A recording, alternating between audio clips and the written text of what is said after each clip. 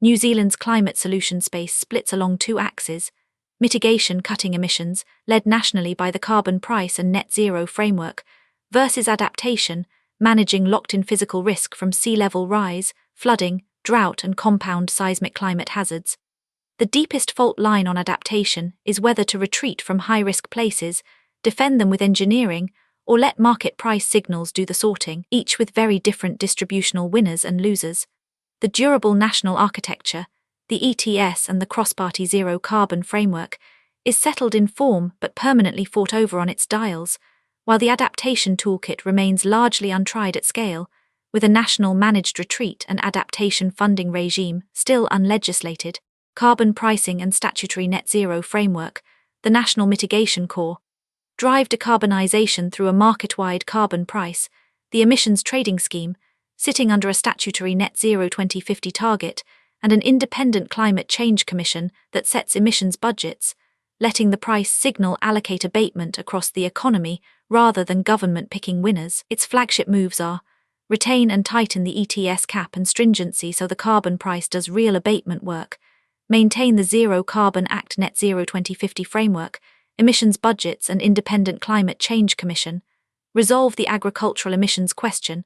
The sector is still excluded from the ETS via a credible pricing pathway, recycle ETS auction revenue into targeted transition and adaptation investment. The central tension: the architecture is bipartisan but the calibration is not. Coverage: agriculture's exclusion, the price level, the methane target and the use of forestry offsets are permanently contested, so the tool exists but its actual stringency swings with the government of the day. This has been tried. The ETS stuck as the core climate tool by being amended rather than abolished across changes of government, de facto bipartisan. The Zero Carbon Framework and Independent Commission were retained by the 2023 coalition, but neither has churned away the substance. Agriculture remains outside the ETS, the biogenic methane target is openly contested, and the price/stringency dials are refought each term. Durable architecture, fought over calibration, its durability outlook is rated likely durable. Managed retreat and proactive relocation. Where defending a place is not viable long-term, relocate communities out of harm's way before insurers withdraw and values collapse, funded by a national managed retreat adaptation fund with clear risk tier criteria, voluntary buyouts first and compulsory acquisition only as a last resort. Its flagship moves are: establish a national managed retreat climate adaptation fund with clear eligibility criteria, map and disclose all properties at risk across defined sea level rise thresholds 0, 3M0, 5M1, 0M, offer voluntary buyouts of highest risk Category 3 properties at pre-risk market value, legislate a climate adaptation Coastal Adaptation Act to set who pays and how retreat is triggered. The central tension: Crown liability and the who pays question dominate. Once the Crown maps risk and acknowledges it, it may face compensation claims exceeding any buyout budget, and the timing of disclosure decides whether owners sell at full value or after risk has already crushed prices, a large and politically explosive distributional choice. NZ has done ad hoc, post-disaster retreat, voluntary Category 3 buyouts after the 2023 Auckland floods and Cyclone Gabrielle, and earlier Matata, but reactively case by case, with the Crown/Council cost share unresolved each time. A standing national managed retreat framework and climate adaptation act have been recommended, including by a cross-party select committee inquiry, but not enacted. The who pays question remains open, so the concept is untried as durable national policy. Its durability outlook is rated likely contested. Protection and adaptation in place engineered and nature-based defense. For most exposed places, defend in situ rather than relocate. Upgrade stormwater to future climate design standards, build and raise seawalls and critical infrastructure, and use nature-based buffers, mangrove and salt marsh restoration, living shorelines, that are cheaper than hard engineering and carry ecological co-benefits. Its flagship moves are: accelerate stormwater upgrades to a future climate, 1 in 100-year design standard, prioritizing the most flood-prone, often lowest-income catchments. Fund a coastal protection program combining seawall upgrades with living shoreline mangrove restoration. Raise critical coastal infrastructure, roads, wastewater, above defined sea level rise thresholds within a decade. Diversify and harden water supply for drought-exposed primary regions, storage, treated wastewater, irrigation efficiency. The central tension, protection defers but does not eliminate the retreat decision, can strand billions in capital where a place is ultimately uninhabitable, and can shift erosion risk onto adjacent unprotected sites, and at the needed scale, estimated in the order of several $billion for Auckland stormwater alone, it competes head-on with housing and transport inside a constrained council/Crown fiscal envelope. This has been partly tried. Engineered protection, stormwater works, seawalls, infrastructure raising, is business as usual for councils and is steadily, if underfunded, delivered. There is no ideological reversal of building a stopbank. The binding constraint is financing capacity, not legitimacy. The multi-billion-dollar stormwater and water funding gap is the same structural gap left unsolved by the Three Waters local water done well churn. Nature-based defense is piloted but not yet at scale, so the approach is partially tried and quietly persistent, but chronically under-resourced. Its durability outlook is rated likely durable. Risk disclosure and market-led adaptation. Let price signals allocate climate risk, mandate climate risk disclosure in property sales and information, allow insurance to price at actuarial risk, and let capital flow away from unviable locations without large upfront public investment. Public spending should follow the market signal rather than lead it, and should stop subsidizing infrastructure for properties destined for retreat. Its flagship moves are: mandate standardized climate risk disclosure, flood, sea level rise, insurance availability flags on all property sales and LIM equivalent records, allow risk-reflective insurance pricing and managed insurance retreat as the signal of long-run unviability, withdraw stormwater/infrastructure upgrade subsidies from properties assessed as long-run managed retreat candidates, position public adaptation investment to follow rather than preempt the market signal. The central tension, disclosure without a parallel support mechanism, is regressive. It collapses values in high-risk areas onto exactly the owners least able to absorb the loss or move, and insurance retreat can arrive faster and more brutally than any orderly public plan, so the efficiency case runs straight into an equity wall. This has been partly tried. NZ became one of the first countries to mandate climate-related financial disclosures for large listed companies and financial institutions. Financial sector, climate-related disclosures, Act 2021, reporting from 2023, that corporate disclosure layer is tried and durable. But mandatory climate risk disclosure at the individual property sale level is untried, and the de facto market signal, insurers raising premiums or withdrawing cover for high-risk homes, is happening organically without a policy framework around it. So the corporate finance arm is tried, the property market arm is largely untried. Its durability outlook is rated likely durable. Precautionary land use control and integrated multi-hazard planning. Stop making the problem worse and plan for compound risk. Use the planning system to prohibit or restrict new development in high-risk compound hazard zones, fault line, floodplain, liquefaction, coastal.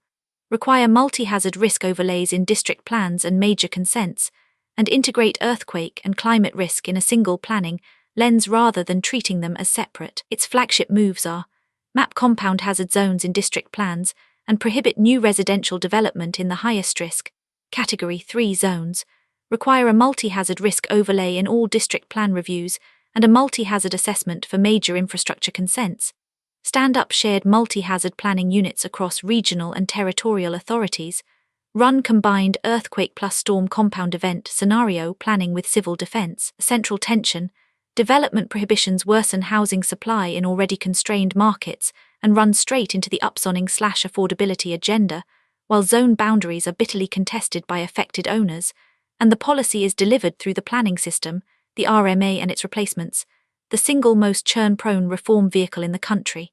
This has been partly tried. Councils already apply hazard overlays and natural hazard provisions under the RMA, and post-Christchurch red zoning was a real, if reactive, precautionary land use act. But systematic mandatory precautionary control of new development in compound hazard zones is not embedded nationally, and its delivery vehicle is the RMA system, which has seen 5 major overhaul attempts with near-zero net change. NBE/Spatial Planning Acts 2023, repealed within months. Nationals 2 Act replacement in progress 2025. The planning hook makes this approach a hostage to RMA churn. Its durability outlook is rated likely contested. Rapid decarbonisation with a just transition. Accelerate emissions cuts beyond what the carbon price alone delivers, EV subsidies, fleet electrification, rapid transit and modal shift, building retrofits, while funding a just transition, retraining, income support, regional green economy development at the same scale, on the premise that the social license for fast decarbonisation depends on transition costs being shared equitably. Its flagship moves are targeted, income-tested EV purchase rebates funded from ETS auction revenue, accelerated public transport fleet electrification and rapid transit expansion as combined transport and emissions investment, a just transition fund providing retraining and income support for fossil fuel sector workers, with regional green economy precincts, building retrofit and thermal performance standards, extending warmer Kiwi homes to heat resilience. The central tension, two tensions pull against each other. The just transition arm deliberately slows decarbonisation so worker support can keep pace, which collides with climate urgency, and the active subsidy arm, EV rebates, fleet conversion, is fiscally heavy, duplicates the work the ETS price is supposed to do, and competes for the same ETS revenue that could fund adaptation. This has been partly tried. This is the most churn-exposed approach. The Clean Car Discount, EV rebate FEBATE, ran 2021-2024 and was abolished by the 2023 coalition, a textbook single-party signature subsidy reversed at the change of government.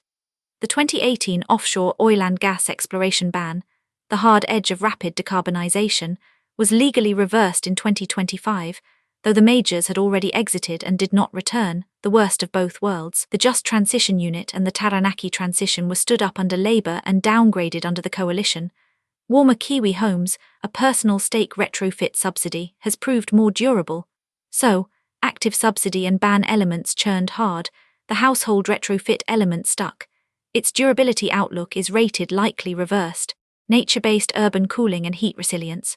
Reduce urban heat and surface flood risk with green and blue infrastructure, tree canopy, permeable surfaces, restored urban waterways, green roofs that cool cities, absorbs stormwater and delivers health and biodiversity co-benefits, paired with building stock measures, summer thermal comfort standards, heat retrofits, cooling centres, that protect the most heat-vulnerable, lowest-income residents in the near term. Its flagship moves are large-scale tree canopy planting, prioritised in low-canopy, high-heat, high-deprivation suburbs, require permeable surfaces, green roofs on new large commercial buildings and car parks, restore urban waterways as blue-green flood corridors, extend home retrofit programs to summer heat resilience and mandate minimum summer thermal comfort standards in new builds, fund extreme heat cooling centres. The central tension, tree canopy takes decades to mature, so it does little for residents exposed now, while the building standard and green roof requirements add construction cost in an affordability-constrained housing market,